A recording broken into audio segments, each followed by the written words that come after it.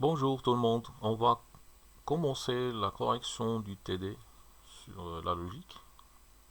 La première partie sur les assertions, exercice 1, vrai ou faux. Question 1. Quel que soit x appartenant à R, x strictement plus grand que 2 implique que x est supérieur ou égal à 3.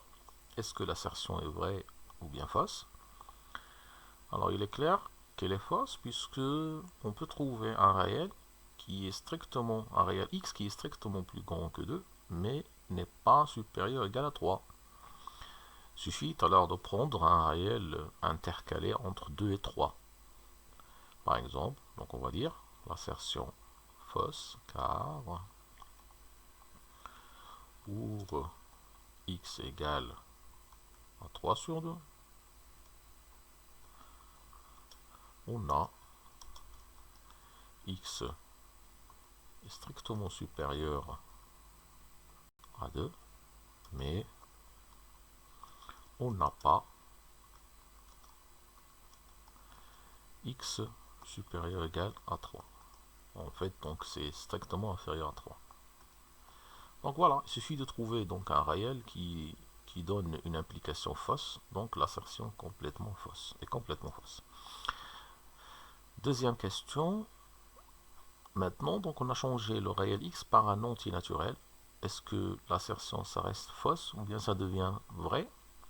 Il est clair que elle devient donc vraie parce que si un entier naturel est strictement plus grand que 2, il est nécessairement supérieur ou égal à 3 puisqu'il n'y a pas d'entier entre 2 et 3.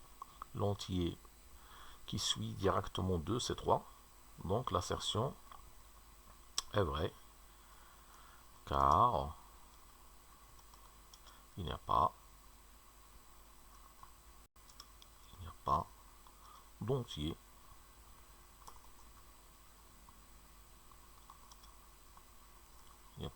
entre 2 et 3.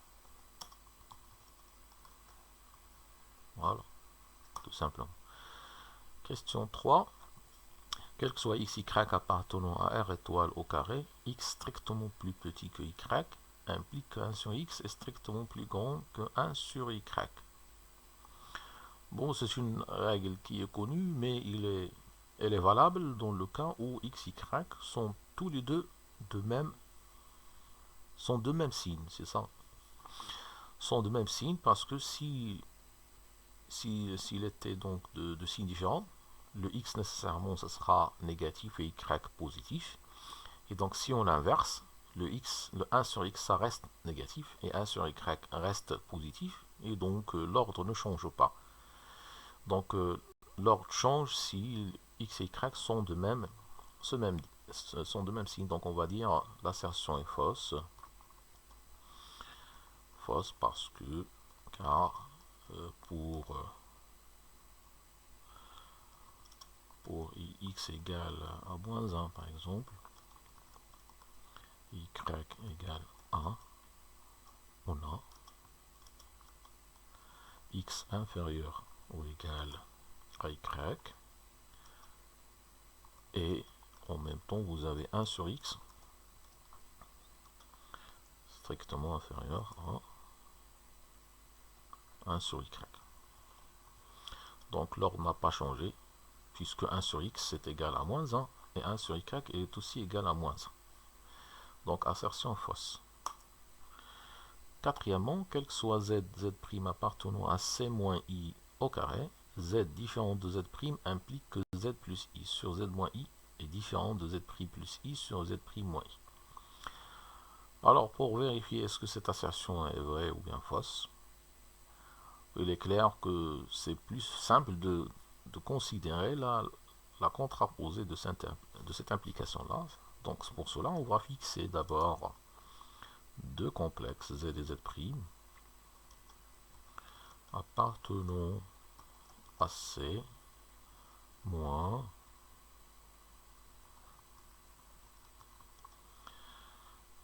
I, d'accord, le tout au carré. Et on va faire donc une implication par contraposée. Donc on va supposer z, on va dire z plus I, sur z moins i égale à z' plus i sur z' moins i. Ceci va impliquer, donc il suffit d'écrire l'égalité suivante, que z plus i fois z' moins i égale z moins i fois z' plus i. Z plus i fois z' moins i égale à z moins i fois z' plus i. Ceci implique que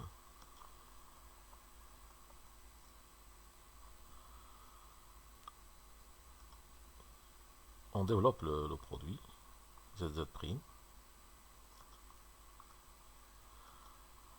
fois moins iz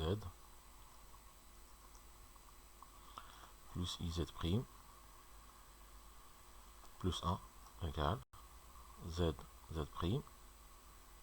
plus iz non,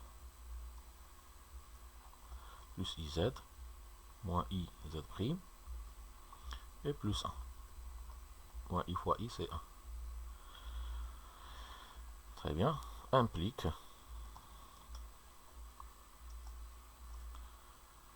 quoi encore? Que après simplification, on va simplifier zz' avec zz', 1 par 1, et on va passer, donc on va écrire ici à gauche, on va passer iz' à gauche, ça donne 2 fois iz' égale à 2 fois iz.